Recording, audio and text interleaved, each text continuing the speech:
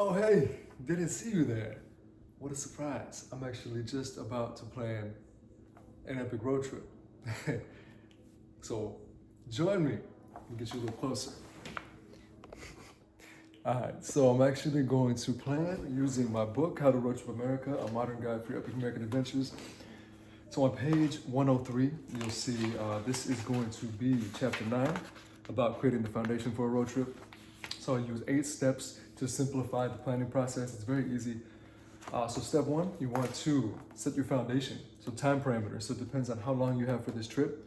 So if you have, 2 days, it's gonna really drastically affect your trip as opposed to a week. So of course, it depends how far you can go within your time frame.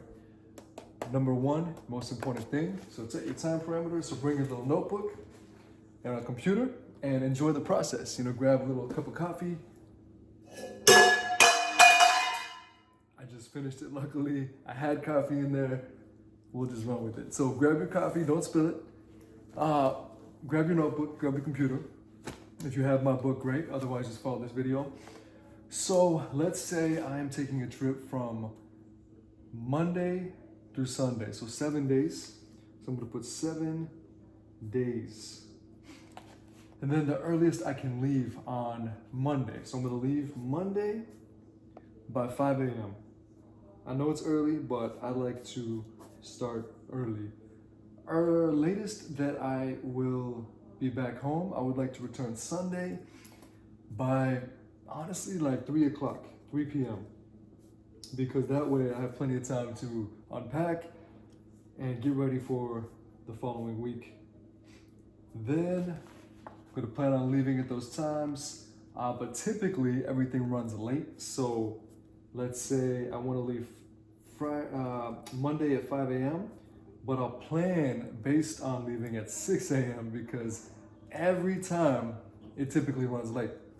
So I'm gonna follow that. Same thing on the return time, add an hour. You want to be back at 3? Plan things to be back at 3, but expect to be back at 4 because there's always delays, there's always traffic. You just never know. You're always typically running late and you don't want to stress yourself out. So you have your time parameters. Next is going to be deciding if it's a destination focused trip or an experience focused trip. In the book, I list 3, but travel based won't really apply. So destination focused is going to be if you have a friend's wedding, a concert, a reason to be in a certain city on a certain day. So let's say you have a wedding in Tennessee on, next Wednesday. You base the trip, you plan the trip on getting to that destination and being at that destination for when you have to be there. For this particular planning session, I'm gonna say experience based, which is I want to experience certain things. It doesn't matter what city, it doesn't matter when I get in that city. So I want to experience, let's say, summer activities. It's summer, we're getting into fall, but let's say I want to experience summer activities.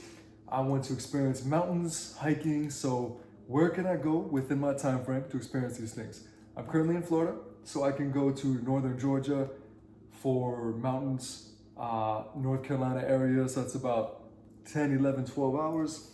So that's gonna be my main destination. But I will enjoy the journey. I will build the trip to enjoy the journey because it's not about the destination, it's about enjoying the journey as well, just as much. So North Carolina, it's gonna be experience based. So I'm gonna list what I wanna experience. So hiking, activities, all of that. From there, I can then move on to the next part. So step 3, establish a theme. A theme is just gonna be fun. So for example, the theme is gonna be summer fun, summer activities. You can even give it a name with your friends, your partner. If you're not taking a solo trip, come up with a fun name. Like if it's a destination-based trip, it could be, Paul's Epic Bachelor Party, something like that. But since it's experience-based, it's gonna be crazy summer trip. So crazy summer activities, all of that, exploration. Give it a name. It's gonna be called Epic Summer Trip. Then you come up with other attractions, other theme ideas. So anything that is incorporated in that theme. So think crazy summer trip. You want to see, waterfalls, hiking, playing in the river, campfires, camping, hiking, anything that has to do with that theme, what you want to experience. Then you bring it together. So bring it together, we're on to chapter 10. So the second part, steps 4 through 6. So going to set the regions. So I like to use MapQuest, but before that, you want to break your trip up into 500-mile increments because you don't want to drive more than 500 miles in one day. Of course you can, of course we all have, but one of the road trip commandments that I recommend for people is don't drive more than 500 miles in one day, because that way you leave in the morning, you're at your destination by the evening, by 6 p.m. ideally, 6:30 latest, so then you can enjoy the evening in the city that you currently are staying in for that evening. Enjoy the night and get to bed early to repeat it the next day. Because if you drive any further than that, that's when you start to get burned out, not enjoy the journey, and miss out on immersing yourself in the local culture. So by maxing yourself out with 500 miles a day or 8 hours, whichever comes first, you can keep your energy up and still have the passion and the motivation to immerse yourself in the local culture when you stop every couple of hours. Because when you start to go over that, you don't want to stop, you just want to get there. It really affects the trip. So stick with 8 hours or 500 miles and early, enjoy the evening so you can be fresh to repeat it the next day. Whole premise of a road trip. So anyways, set regions, 500-mile increments. So North Carolina. So I'm going to take MapQuest. I'm going to go with my starting point. My starting point is Sarasota, Florida. There we go. And then I'm going to set the final destination, which is going to be North Carolina. If you're not sure what part of North Carolina, do some research prior. The most mountainous area, do some research. You can explore more than one city, but for your final destination, you want to decide on. So I already know I like Western North Carolina, very mountainous. I'm going to say, not Asheville this time, I'm going to say Brevard. So Brevard is a little mountain town.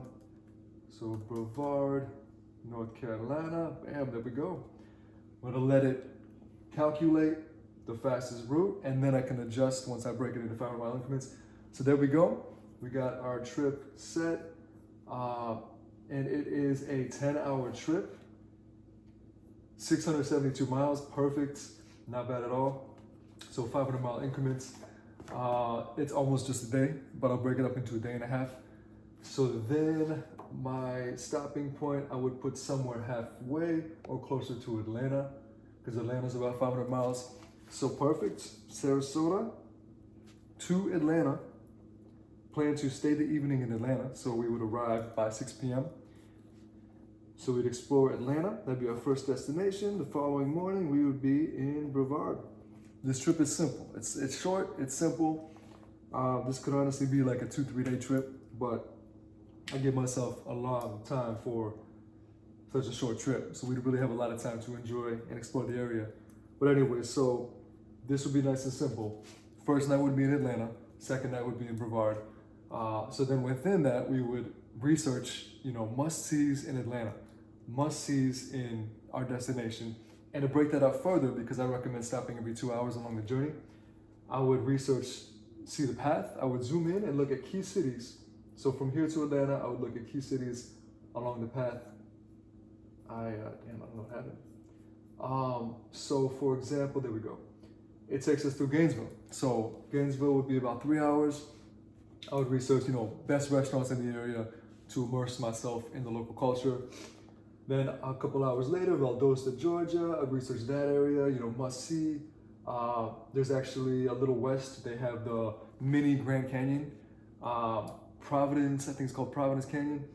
It's a cool attraction, so you can always deviate from there a couple hours west, and you can see how it adjusts your path.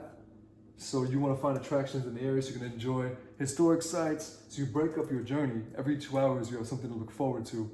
And then you get to Atlanta. You can plan to go to a nice restaurant, explore, enjoy the evening. So you really plan that way. You have your framework, and then you plan. So now to switch gears a little bit, since this is a short trip, let's say I am going to go to Illinois, since I have 7 days. Then I would go back and change it. Final destination, let's say it's a destination-based trip. Since this one was more simple, I'm gonna say Chicago. I'm going to Chicago. Let's say I have a friend's wedding in Chicago on Friday, and I'm leaving Monday. and then I don't have to be back till let's redo this. Wednesday to Wednesday, new trip. Wednesday to Wednesday for another example, but this time destination focused. Wednesday to Wednesday, weddings on Friday. Perfect. So calculate, this will be a cool trip. It's going to be a total distance of 17 hours, so 1,200 miles. So this trip, I would break up 500-mile increments. Let's go back. You typically would just look at the map and kind of figure it out on your own, but I already have an idea. So Atlanta is gonna be, like I said, 500 miles. So I'm gonna put Atlanta. There's Atlanta. Perfect. Also, I'll go through the rest of the steps. I got ahead of myself. I did mention the research time, which is step number 6. And then you can work backwards. And then bringing it all together after, oh, you want to check the weather as well. I did forget to mention that. So step number 6, I have checking the weather because, I mean, that really is important. You need to know how to pack. Some parts of the US can have crazy storms that roll in out of nowhere. Last step is going to be, one of the last steps. If you want a planned trip or unplanned trip, so planned is going to be, crazy details planned, hotels booked in advance. And then the unplanned is going to be just having the framework so you don't have the stress and just winging it with restaurants, hotels, kind of playing it by ear so you can be more spontaneous. So yeah, mostly 7 to 8 steps, simplifies the planning process. Back to this, Atlanta, then I'm going to say Louisville. And again, I already know where I'm going to stop within 500-mile increments. Otherwise, you just look at this, zoom in every so often. You see how far about 500 miles in, you check, and you plan that way. So Louisville, then Chicago. Let me get rid of that. Cool. That's not Chicago. There we go. Chicago. Perfect. I'm going to calculate it. Bam. So there we go. It's broken up. So it would be 7 hours, 500 miles to Atlanta. Perfect. So same thing. We would break up 2-hour increments, enjoy the journey, stop at Atlanta for the evening.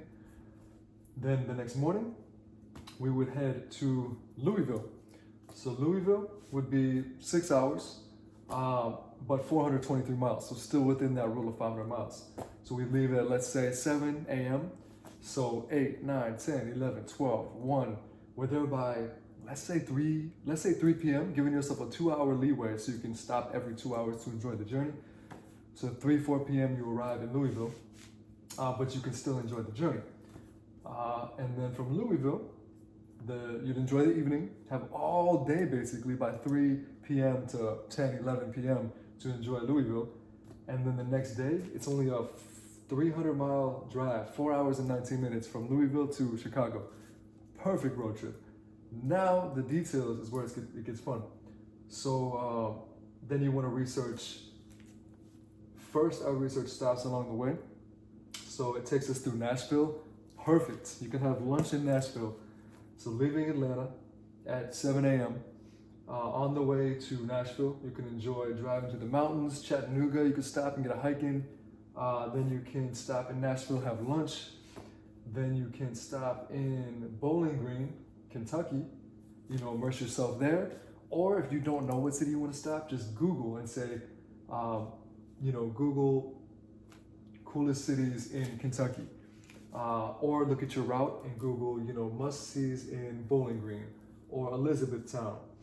So you just break it up, research, plan your route, nice and simple.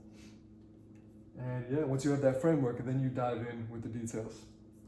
So that's it. Feel free to reach out. Any questions and comments?